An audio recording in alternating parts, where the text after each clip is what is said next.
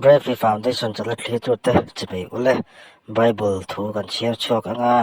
Genesis satanga atop thleng tu puan thlengin tuna le ilu share tanang u Genesis bung khat na atirin pathianin leile van asiama tin lei hi achia a arwak ngot ani a tui thuk tak chung chu athim mu pa pathian tharau chuan tui chung te chu a oprenga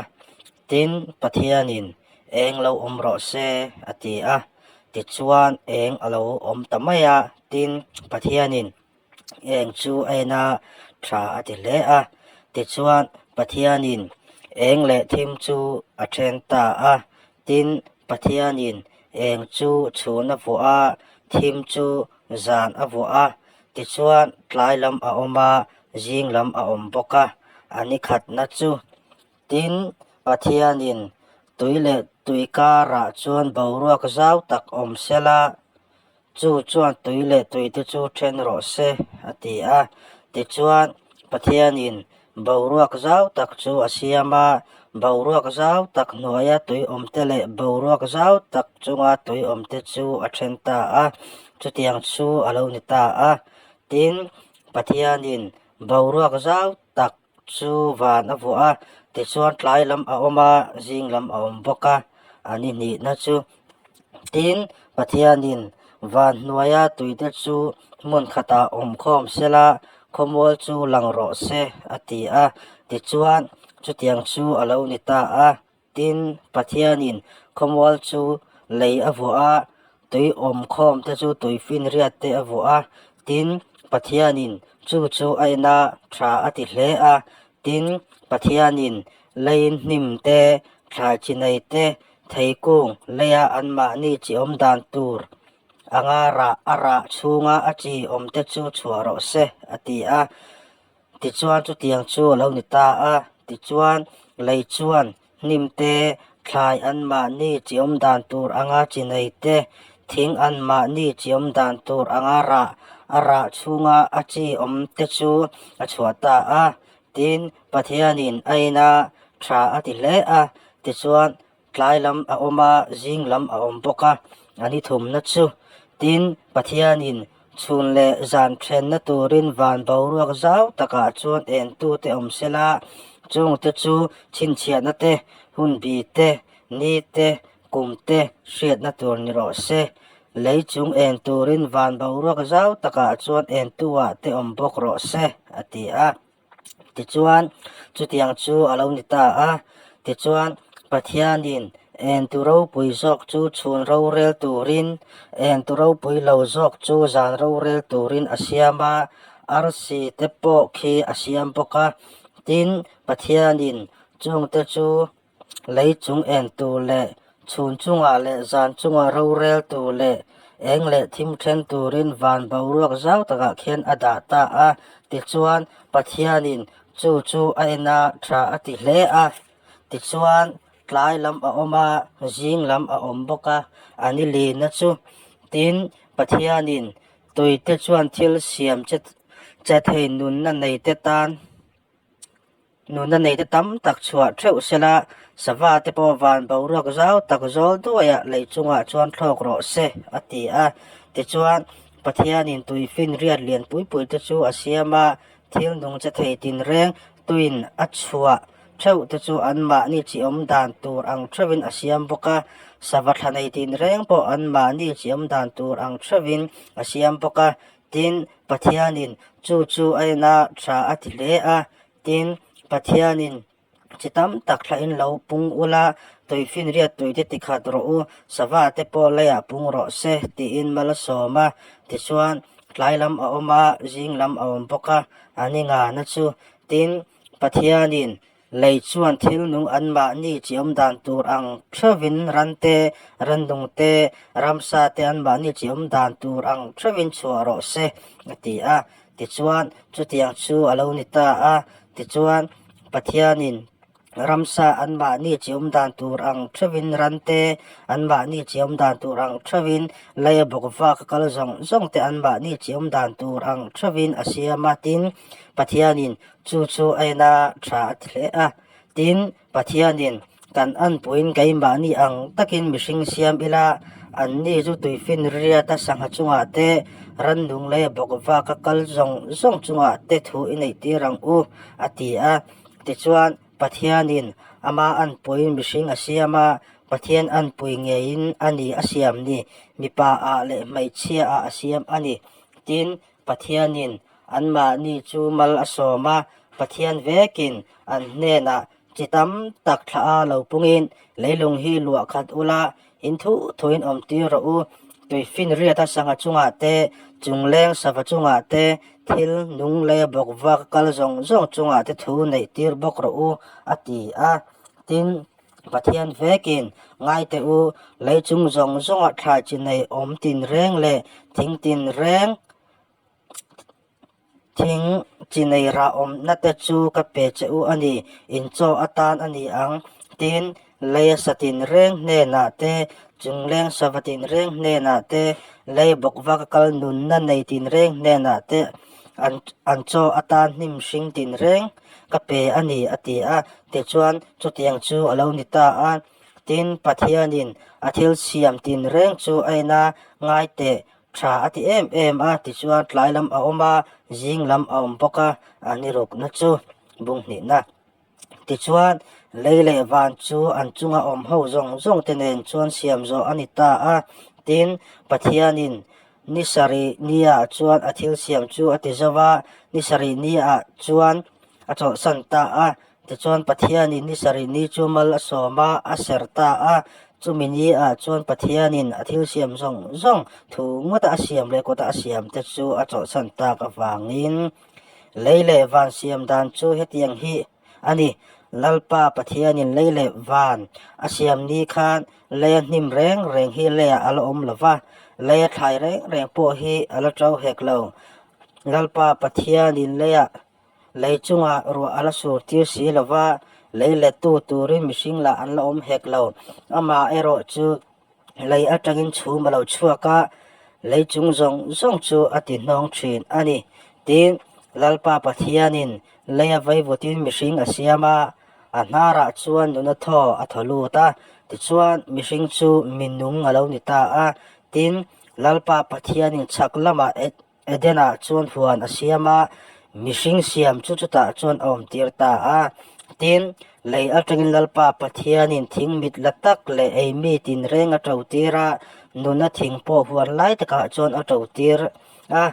achia le a thahriat na thing po tin eden atangin huan ti hnong turin lui long chuaka chuta tang chuan a peng dara peng li alo ni ta a pakhat na ming chu pison ani a chu havila ram zong hual tu chu ani a chuta chuan rangka chaka om chu mirama rangka chak chu thatak ani chuta chuan bedolak le beru lungpua om tin lui panhi na ming chu gi hon ani a chu mi chu khus ram zong hual tu chu ani tin lui pathum na ming chu hidel kel ani a chu asure ram chaklama luang chu ani tin lui pali na chu Euphrates ani tin lalpa pathian chuan mihring chu asruaya eden huana chuan ain kol le aveng turin ada ta a tin lalpa pathian chuan mihring hne na chuan huana thing tin reng ra te hi idu i ei thaye achia le atha hriat na thing ra ero hi chu i ei tur ani lo i ei chuan i ei ni la in i thingai tur ani ti in thu ape a tin lalpa pathian chuan mihring ama chawa om hi tha athalave ama tan pui tur ako pui omi ka siam sakte ang ati a tin lalpa pathian chuan lein ram satin reng le chung leng savatin reng chu asiama an minga enge avua don ti an hriat nan adaman ne na asruai hloma tin thil nung tin reng ta chu adaman an ming alo vu apiang chu an ming alo ni len ta a ti chuan adama chuan ran zong te chungleng sawa te ram satin reng te chu ming avua thewa nima sela adama tan chuan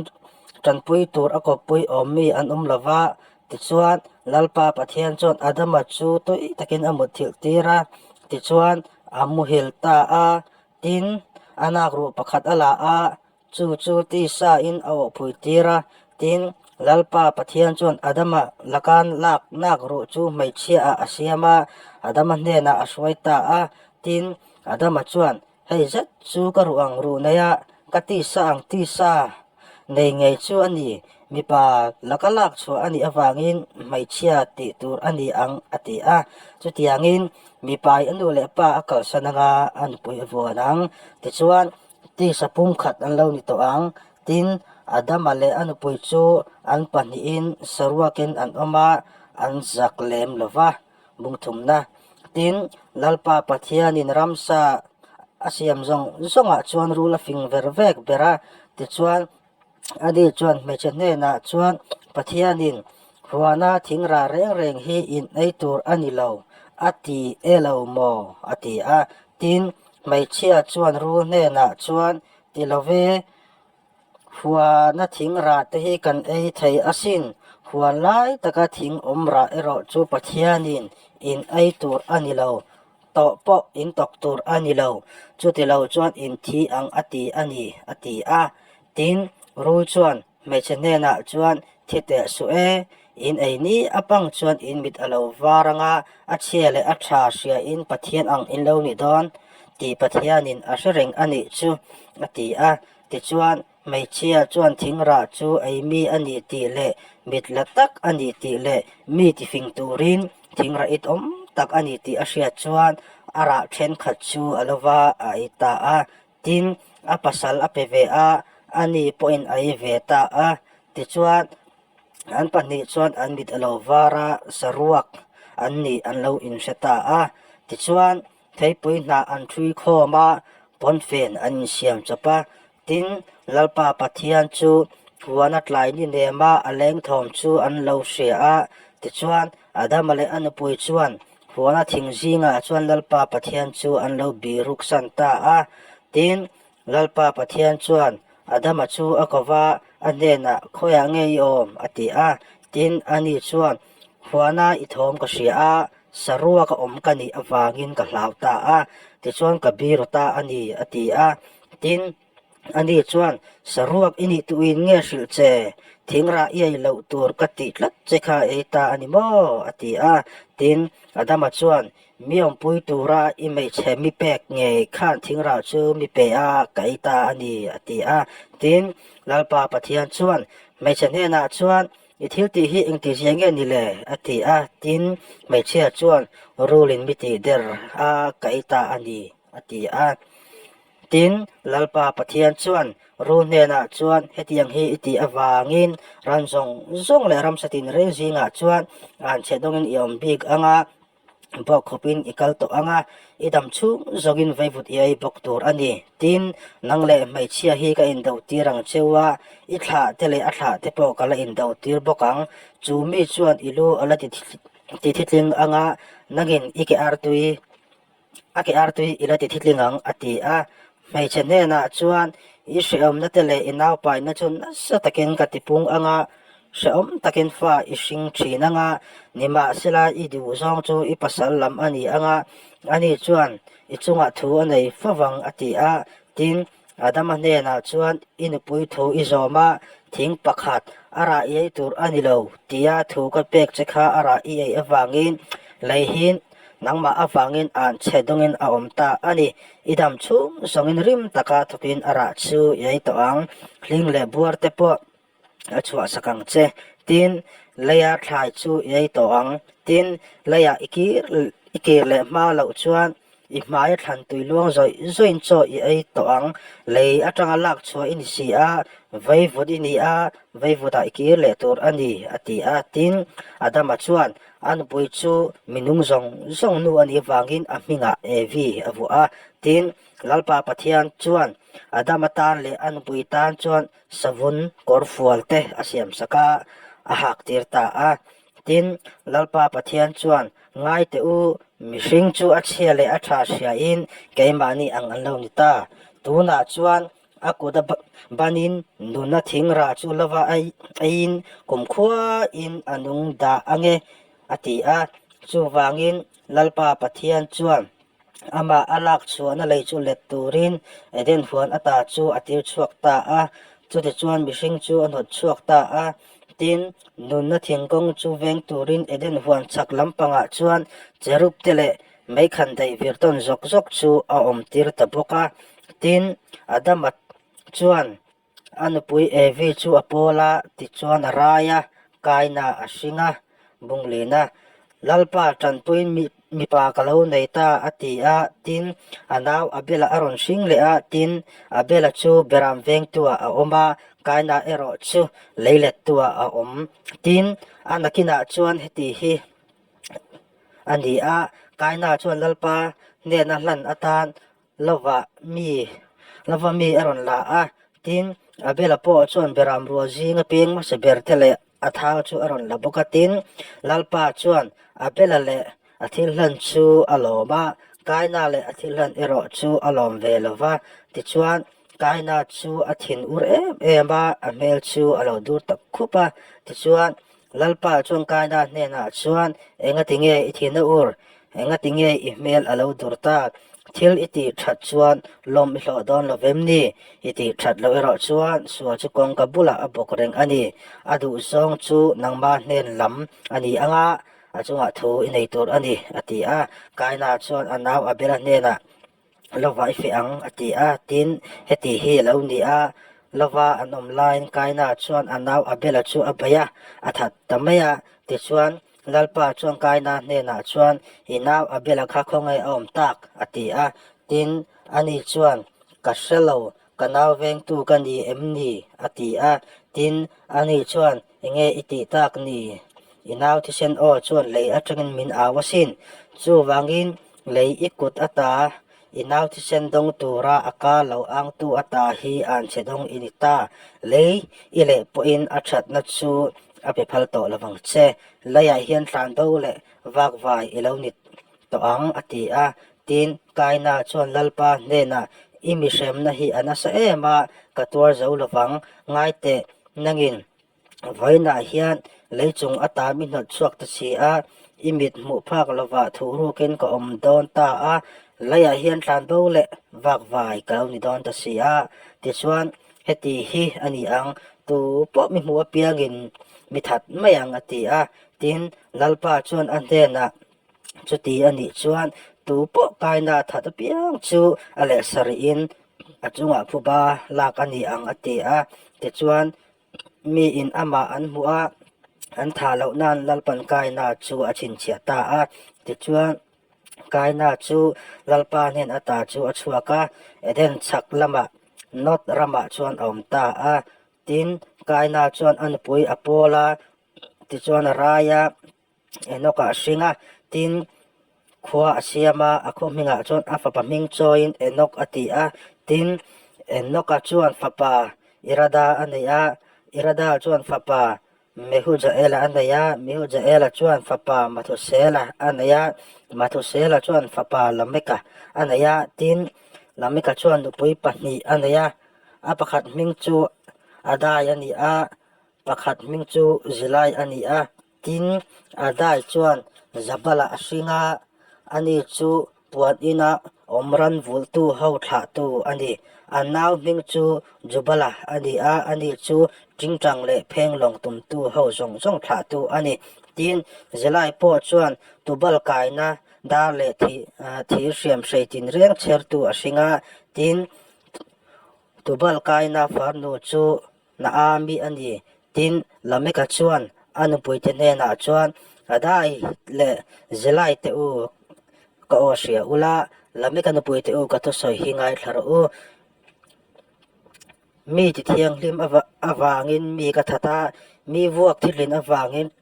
tlangwal ka that ani kaina phuba ma ale sari an lak don chuan lameka phuba chu ale som sari le pasar in an lange yang ati a tin adama chuan anu pui chu po le a ti chuan ani chuan fapa hring le a aminga chuan setha asa a pathianin abela aya chithla dang mirwat sakta kaina chuan ama athat ta si a ati a tin setha chuan ama ngei po chuan fapa anei ta a aminga chuan enosa asa a chumilai chuan mi ten lalpa ming chu an lo lam tan ta a bunga na hei hi adama tha ta chuan na leka bu chu ani pathianin thu ngota mihring a siam ni khat pathian an puin ama chu siama thu ngotin mi pa le mai chia a an ma ni chu siama thu ngota siama an om ni khan mal asoma an minga chuan mihring a vua tin adama chuan kum za le kum som thuma ni in ama ang tak